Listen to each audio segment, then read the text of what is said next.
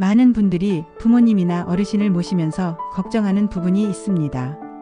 바로 건강이 안 좋아지면 요양병원에 모셔야 하나요? 라는 고민입니다. 누워 계시거나 거동이 불편해질 때 대부분은 병원 입원을 생각합니다. 하지만 요양병원은 의료비와 간병비 부담이 클 뿐 아니라 심리적, 정서적으로 어르신에게 외로움을 더할 수도 있습니다. 게다가 병원은 병을 치료하는 곳이지 일상생활을 돕는 장소는 아닙니다. 이런 이유로 많은 가족들이 조금만이라도 더 집에 계시게 하고 싶다며 대안을 찾지만 마땅한 정보를 찾기 어렵습니다. 그런데 잘 찾아보면 정부에서 제공하는 재가복지 서비스라는 훌륭한 제도가 있습니다. 노인 맞춤 돌봄 서비스, 방문요양, 방문간호 등 다양한 제도를 통해 어르신은 자택에서 생활하면서도 돌봄을 받을 수 있고 가족의 부담도 줄어듭니다. 이런 서비스를 제대로 활용하면 요양병원에 가지 않아도 훨씬 편하고 따뜻한 돌봄이 가능해지는 것이죠. 오늘 영상에서는 이 서비스들이 무엇인지, 어떻게 신청하고 어떤 혜택을 받을 수 있는지를 상세하게 알려드리겠습니다. 꼭 필요한 정보인데도 많은 분들이 몰라서 놓치고 있습니다. 끝까지 시청하시면 부모님을 위한 돌봄을 어떻게 준비해야 할지 명확하게 알 수 있습니다. 먼저 소개할 제도는 노인 맞춤 돌봄 서비스입니다. 이 서비스는 혼자 사시거나 일상생활에 어려움을 겪는 어르신에게 정부가 직접 생활지원사를 파견해 돌봄을 제공하는 제도입니다. 대상은 만 65세 이상 노인 중 기초생활수급자, 차상위계층, 저소득, 독거노인, 조손가정 등이며 중위소득 70% 이하이면서 생활이 어려운 어르신도 포함됩니다. 서비스는 아주 다양합니다. 말벗 서비스, 안부 확인, 병원 동행, 장보기, 반찬 배달, 청소 등 일상생활 전반에 대한 지원이 이루어지며 건강 체크, 낙상 예방, 위생 관리, 생활교육 등도 포함되어 있습니다. 이 모든 것을 정부 예산으로 전액 또는 일부 지원받을 수 있다는 것이 가장 큰 장점입니다. 신청은 간단합니다.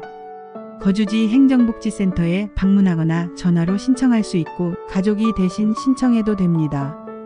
담당 공무원이 가정 방문이나 서류를 통해 생활 실태를 확인하고 해당 여부를 결정해 서비스를 연계해 줍니다. 또한 월 1회 정기 방문이 아닌 매주 1에서 3회씩 지속적인 방문 돌봄이 가능하다는 것도 강점입니다. 정해진 시간에 생활지원사가 찾아와 어르신의 안부를 확인하고 불편한 점이나 필요한 것을 도와드립니다. 특히 독거노인의 경우 사고나 고독사 예방 차원에서도 매우 중요한 제도입니다. 게다가 AI 스피커나 응급 알림기 설치 지원도 가능한데요. 낙상이나 위급 상황 발생 시 신속한 구조가 가능하도록 돕는 장비까지 연계해주는 경우도 있습니다.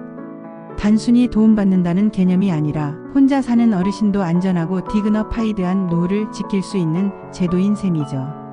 하지만 안타깝게도 많은 분들이 이 제도를 몰라 신청하지 않고 지나치는 경우가 많습니다. 정부가 준비한 좋은 제도인 만큼 꼭 필요한 어르신에게 연결되길 바랍니다. 이제 다음으로 장기요양 등급 없이도 신청 가능한 방문요양과 방문간호 서비스에 대해 소개해 드리겠습니다. 두 번째로 소개할 제도는 방문요양과 방문간호 서비스입니다. 이는 장기요양보험에 등록된 요양보호사나 간호사가 어르신 댁을 직접 찾아가 일상생활을 돕거나 건강관리를 제공하는 제도입니다. 먼저 방문요양부터 살펴보면 대상자는 장기요양 등급 1에서 5등급 또는 인지지원 등급을 받은 어르신입니다. 등급을 받으면 매달 일정 금액의 요양급여 한도가 주어지며 이를 활용해 요양보호사의 방문 돌봄 서비스를 받을 수 있습니다. 예를 들어 5등급 기준으로 월 55시간에서 70시간까지 식사도움, 세면, 배변 처리, 말벗, 외출 동행, 청소 등 다양한 활동을 요양보호사가 직접 제공합니다. 방문간호는 조금 다릅니다. 간호사, 간호조무사 또는 물리치료사가 어르신 가정에 방문해 상처관리, 혈압혈당 체크, 복약지도, 욕창 예방, 튜브 관리, 재활보조 등을 합니다. 이는 의료기관에서 하지 못하는 생활 속 건강관리를 지원해주는 것으로 만성질 환자나 회복기 환자 또는 병원 퇴원 후 가정요양이 필요한 분들에게 매우 유용합니다. 특히 방문간호는 일반 요양 서비스보다 의료적 성격이 강해 의사의 소견서나 의뢰서가 필요하지만 병원 치료 후 일상 복귀를 위한 중간 단계로 가장 현실적인 선택지가 됩니다. 더불어 장기요양 등급을 받은 분은 건강보험공단을 통해 신청하고 방문요양기관을 선택해 바로 서비스 이용이 가능합니다. 본인 부담금은 대략 15% 정도로 월 50만 원 상당의 서비스도 약 7, 8만 원 수준이면 이용할 수 있습니다. 이러한 제도들은 단순히 시간제 도우미를 부르는 개념이 아니라 국가 인증된 돌봄 인력을 정기적으로 파견받는 방식입니다. 즉, 무작정 요양병원 입원을 결정하기 전에 재가복지라는 선택지가 있다는 사실을 꼭 기억하셔야 합니다. 안타깝게도 이런 좋은 제도가 있음에도 불구하고 많은 분들이 제때 신청하지 않아 돌봄 사각지대에 놓이고 있습니다. 예를 들어 부모님이 병원 퇴원 후 집에 계시지만 거동이 어려워 가족 중 한 명이 회사를 그만두고 돌보는 경우가 종종 있습니다.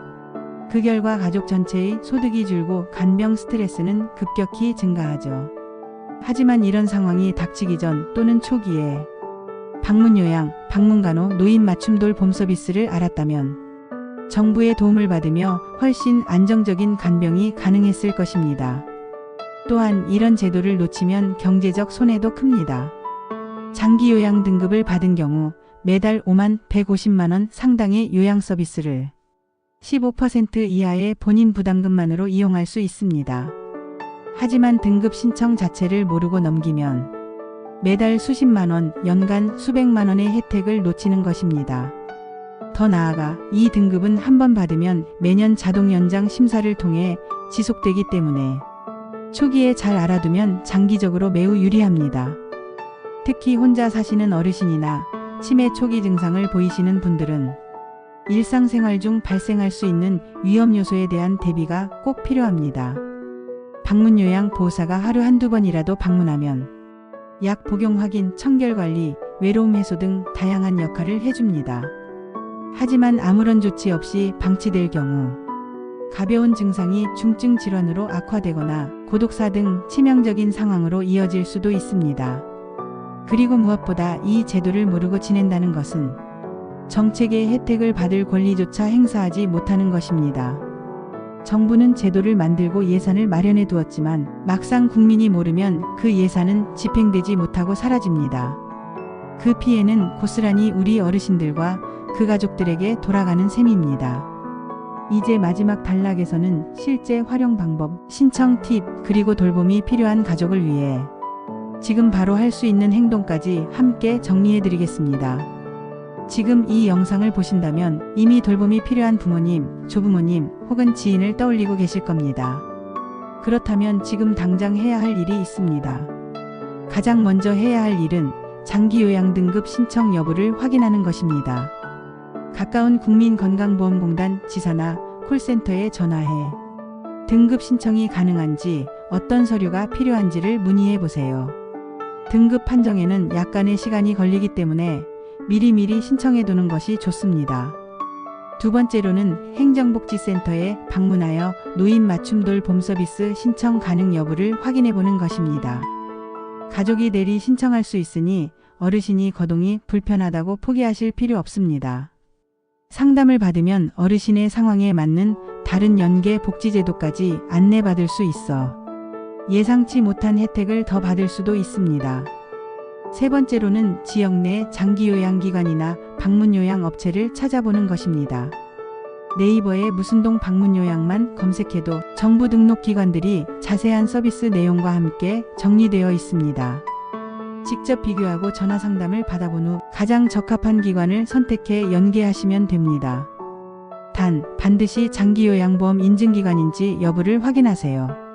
마지막으로 강조하고 싶은 점은 이러한 정보는 막상 급할 때는 절대로 여유 있게 찾을 수 없다는 것입니다.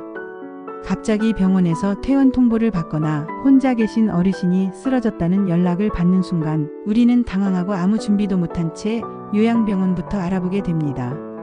그러나 지금 이 영상을 본 여러분은 그 어떤 급박한 상황이 와도 정부 제도와 서비스를 활용해 가장 인간적인 방식으로 돌봄을 제공할 수 있는 준비가 되어 있는 것입니다. 이제 가족과 상의해 보시고 필요한 부모님께 필요한 정보를 전하고 요양병원 안 가고도 집에서 돌봄을 받는 길을 꼭 여러분의 가정에도 실현해 보시길 바랍니다. 이건 단지 정보가 아니라 삶의 질을 바꾸는 선택이 될 수 있습니다.